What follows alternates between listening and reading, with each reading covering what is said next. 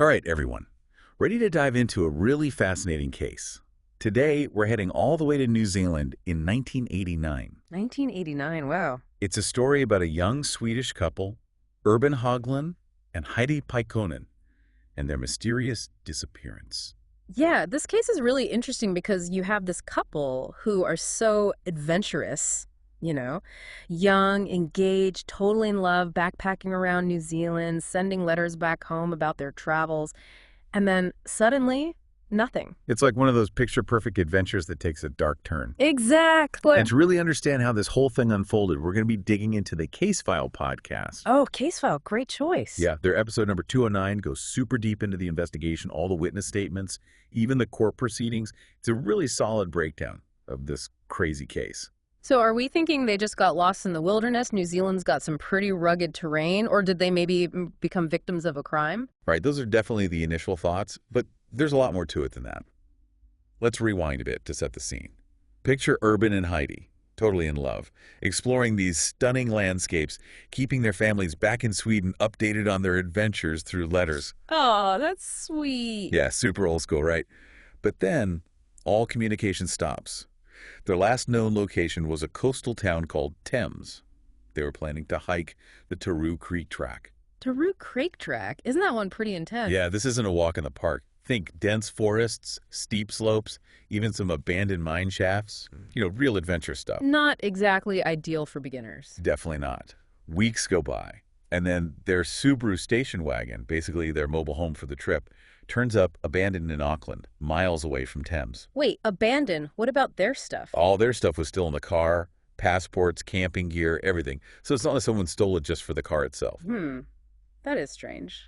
At first, the police thought maybe they got lost in the bush, but the car being full of their belongings didn't really fit with that. Right. And then things get even weirder. Bits and pieces of Heidi's stuff start showing up randomly. Like what kind of stuff? First, her luggage tag is found hanging on a fence, miles from where the car was. Then, some of her clothes, including underwear that had been, well, kind of strangely altered, were found discarded by the road. Strangely altered how? They had been cut into like a G-string, which immediately, makes you think something bad might have happened. Yeah, that definitely shifts things from lost in the bush to something more sinister. Right. And then a Swedish backpacker, Hogan, he saw a picture of the couple's Subaru in a Swedish newspaper article about their disappearance, and he recognized it. Wow, what are the chances? Totally random, right? This is 1989, no internet, no social media, just pure luck that he saw that article. So what did he remember about the car? Borrell told the police that back in April, he'd been on a day trip with a guy who called himself Pat Kelly. And Kelly was driving a white Subaru with bull bars, just like Urban and Heidi's. He even remembered specific details about the guy and their trip together. So did they figure out who Pat Kelly actually was? They did. Turned out, Pat Kelly was actually David Tamahir, a guy with a history of violence who was on the run from the police after skipping bail on a rape charge. Okay, so now we have a potential suspect with a violent past linked to the missing couple's car. Did they find anything else connecting him to Urban and Heidi? Well, the police went to Tamahir's family home and found Urban's jacket, but one with the label cut out, remember? The same one found earlier near Taroo Creek Road. That's pretty incriminating. It was. Tamahir was already in prison for violating bail, so the police questioned him about the Subaru. He admitted to stealing it. So, case closed. Not so fast. His story had some pretty big holes in it. What? He said he broke into the Subaru to find food, and then found the keys and decided to just, take it for a joyride. But some things didn't add up. Did they confront him about the inconsistencies? Yeah, they did. For example, he said he checked the car's exhaust pipe, and it was still warm, suggesting the owners were nearby. But the distance from where the car was found to the nearest town would have taken way longer to walk than the exhaust would stay warm. That makes sense. What else didn't add up? Other witnesses said all the car windows were up, which made his story about breaking in with a piece of wire sound pretty fishy. Did anyone ever see him with the couple, though? Not exactly, but right when the investigation seemed to be hitting a wall, two hikers, John Cassidy and Mel North, came forward with some new information. So did they actually see Urban and Heidi with Tamahir? Well, they said they saw Tamahir at Crosby's clearing campsite with a blonde woman who didn't say anything. Okay, but did they immediately identify her as Heidi? No, not right away. But after they saw Tamahir in court And the police showed them photos. Their memories seemed to change, and they eventually said it was Heidi. Showing them photos before a lineup? That seems like a pretty big no-no. Couldn't that have influenced their memory? Absolutely. It's a big problem with how the police handled that part of the investigation. And just when you think it can't get any more complicated. 3 different inmates come forward, each claiming Tamahir confessed to them about murdering Urban and Heidi. Oh, wow. Jailhouse confessions. Always a bit tricky. Exactly. You never know what their motives are. But the details they gave were pretty disturbing, like really gruesome stuff. What kind of details? One inmate, we'll call him Witness A, claimed Tamahir told him that he and some friends attacked the couple, raped both of them, then killed and dismembered them. That's horrific. Yeah. Did the other inmates say similar things? Yeah, another inmate, Witness C, had a similar story. He said Tamahir held Heidi captive for days, repeatedly raping her before he eventually strangled her. These confessions paint a very disturbing picture of Tamahir. But if they're all confessions, why are we even questioning it? Well, that's just it. There are some pretty big inconsistencies between the different inmates' stories. Witness A said Tamahir dismembered the bodies and buried them in a bluff, while Witness C said he dumped them at sea. Okay, that's a pretty big difference. Did any of these details match up with what was found later? That's the thing. They didn't. And with no bodies and just these jailhouse confessions and the iffy eyewitness accounts from Cassidy and North, it seems like a risky move to actually charge him with murder. Right. Well, that's exactly what they did. Tamahir was charged with the double murder of Urban Hoagland and Heidi Packinan, even though no bodies had been found. You have to remember, at the time, this was only the 3rd time in New Zealand's legal history that a murder charge was brought forward without a body or a crime scene. So the pressure must have been immense to get a conviction. This case was all over the news. Internationally, it was a big deal. Absolutely. This case had huge implications, not just for the families involved, but also for New Zealand's reputation as a safe place to travel. So what happened at the trial? It was a media frenzy. The prosecution really leaned on those jailhouse confessions and the eyewitness account from Cassidy and North, putting Tamahir at that campsite with a blonde woman.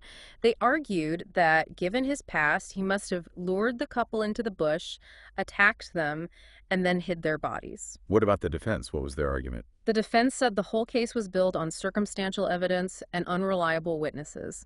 They pointed out those inconsistencies in the jailhouse confessions and questioned whether Cassidy and North could really be sure it was Heidi they saw, especially after the police messed up the identification process. So what was the verdict? The jury deliberated for 3 days, and then they came back with a guilty verdict. David Tamahir was sentenced to life in prison with a non-parole period of 20 years. It sounds like the case was finally closed, justice was served, but then just over 2 years later, something happened that totally changed everything. Oh yeah, that's where things take another wild turn. We'll have to pick up that story next time. Okay, so let's get back to that shocking discovery. 2.5 years after Tamahir is convicted, some hunters find a human skeleton deep in the Packinan Valley forestry plantation. Yeah, can you imagine finding that? Totally unexpected, right? Yeah. And to make it even crazier, Packinan Valley is way on the other side of the Coromandel Peninsula, like over 70 kilometers from where they thought the murders happened, at Crosby's Clearing. 70 kilometers! That's a huge distance. So how did the prosecution try to explain that? Well, they had to come up with a news story, obviously. They said maybe Tamahir killed Urban at Crosby's Clearing and then moved the body later to Packinan Valley. But, I mean, come on. How do you move a body that far without anyone noticing? And wouldn't there be blood in the car, like evidence of transporting a body? That's what I was thinking. Plus, didn't some witnesses say they saw Urban and Heidi in completely different places, miles away from Crosby's Clearing, around the same time they were supposedly murdered? The timeline just doesn't make any sense. It really doesn't. The prosecution's new theory just didn't add up. They couldn't explain away those conflicting witness statements and the lack of physical evidence. So what did the forensics tell them about Urban's remains? They found that Urban had died a violent death. There was a sharp force injury to his neck. Maybe someone tried to decapitate him. That's pretty brutal. Didn't witness A, one of the inmates, say Tamahir confessed to bashing Urban's head in with a piece of wood? Yeah, and that detail, along with a bunch of other stuff from those jailhouse confessions, didn't match what the forensics showed. Plus, there was absolutely zero physical evidence, no bloodstains, no DNA, nothing linking Tamahir to the place where they found Urban's body. So does that mean the discovery of Urban's body proves Tamahir is innocent? It definitely raises serious doubts about his conviction. Remember, the case against him was entirely circumstantial. It all hinged on those unreliable jailhouse confessions and that shaky eyewitness testimony from Cassidy and North. And we already talked about how the police messed up the witness identification, right? Showing Cassidy and North those photos of Tamahir before a lineup could have totally influenced their memory. Exactly. And here's another thing. They found a fingerprint on Heidi's wallet, a fingerprint that didn't belong to Tamahir. Oh, wow. What about that? They never figured out who that fingerprint belonged to, so that suggests someone else might have been involved, right? You would think with all these inconsistencies and unanswered questions, Tamahir's appeal would have been successful. But it wasn't, right? Nope, his appeal was rejected. The prosecution's argument was that finding Urban's body just proved he died violently and that it didn't rule out Tamahir as the killer. But their revised theory, it just didn't hold up. It felt like they were ignoring all the evidence that didn't fit their narrative. It's unbelievable how the court could dismiss all those inconsistencies. So where does that leave us? Tamahir served his time, he was released on parole, but he's still saying he's innocent. That's right, he's still fighting to clear his name. His case has actually been referred back to the Court of Appeal, although it's been delayed because of the pandemic. It's mind-blowing that after more than 30 years, we still don't know for sure what happened to Urban and Heidi. Do you think by focusing so much on Tamahir, the investigators missed other possibilities? That's a good point. Tunnel vision can be a real problem in investigations. When you get fixated on one suspect, it's easy to miss other leads or explanations. So what are some of the other theories about what happened to Urban and Heidi? Well, some people think they might have run into trouble while hitchhiking back to their car from Kawanga Valley. That was their original plan. And remember, Urban's body was found pretty far from where the car was abandoned, which would make sense if they were hitchhiking. They did mention hitchhiking to someone at a local salon, so they were definitely considering it. Right. And then there's the incident on Kauai Island. Someone reported seeing Heidi there with a guy she didn't know, and she had a big backpack with her. Kauai Island. I've heard of that place. It's kind of isolated, right? Yeah, you can only get there by boat. And because there are no roads, it was known for potential smuggling activities. So that sighting makes you wonder if Heidi was taken there against her will. It just keeps getting more mysterious. It sounds like Heidi's disappearance might be connected to something way bigger than anyone initially thought. Absolutely. The Kauai Island sighting adds another layer of complexity to this already bizarre case. This whole thing is fascinating and disturbing all at the same time.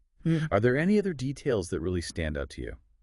Honestly, one of the most frustrating things about this case is how they handled evidence, or rather mishandled it. Remember those women's leggings they found near Urban's body? Yeah, the ones they just tossed out after barely looking at them. That seems like a huge mistake. I know, right? Those leggings could have had important clues, maybe even about Heidi's disappearance or some other unsolved crime. Throwing them away without any real forensic testing, that's a major setback in finding out what really happened. It shows how important it is to be super careful with evidence in cases like this. Even something that seems insignificant could be the key to cracking the whole thing open. So what about David Tamahir? Is there any chance he could be officially cleared of these charges? Well, let's talk about witness C for a second. The guy who gave that detailed but ultimately false confession. Remember him? Yeah, what happened to him? Well, another inmate, Arthur Taylor, a guy known for his legal battles, decided he was going to expose witness C as a liar. So he actually started a private perjury prosecution against him. Wait, so one inmate put another inmate on trial? Yeah, and it worked. The jury found witness C, whose real name is Robert Connie Harris, guilty of 8 counts of perjury.